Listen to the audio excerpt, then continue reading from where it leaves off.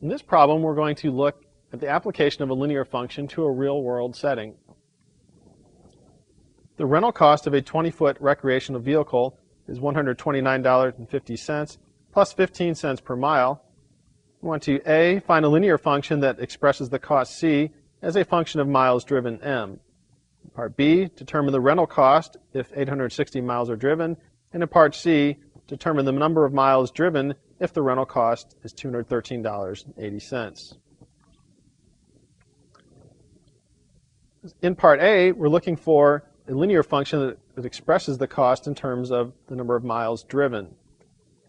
If we think that our total cost is always equal to our fixed cost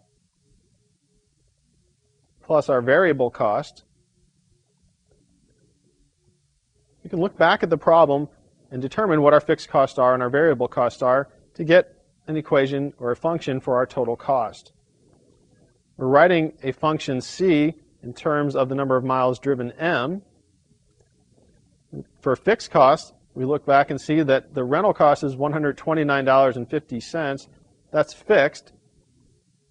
So we'll write 129.50 plus there's a 15-cent per mile charge in addition to the rental fee of $129.50.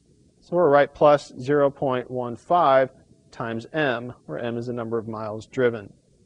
So our cost function is C of M equals 129.5 plus 0.15 times M, and this is cost in dollars.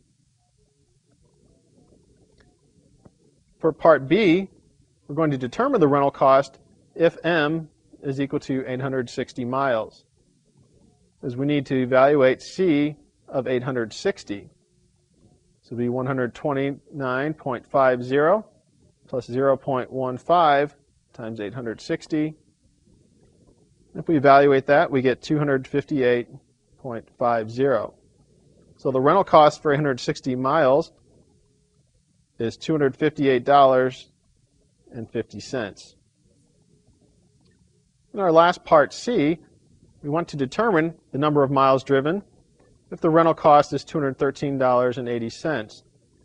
That is, we need to solve C of M is equal to 213.80. So here we know the cost, and we're trying to determine what the value of M is equal to. So we have 129.50 plus 0.15 M must equal 213.80. We'll go ahead and subtract 129.5 from both sides. Get 0.15 M is equal to 84.3. Then we divide both sides by 0.15 to get M is equal to 562.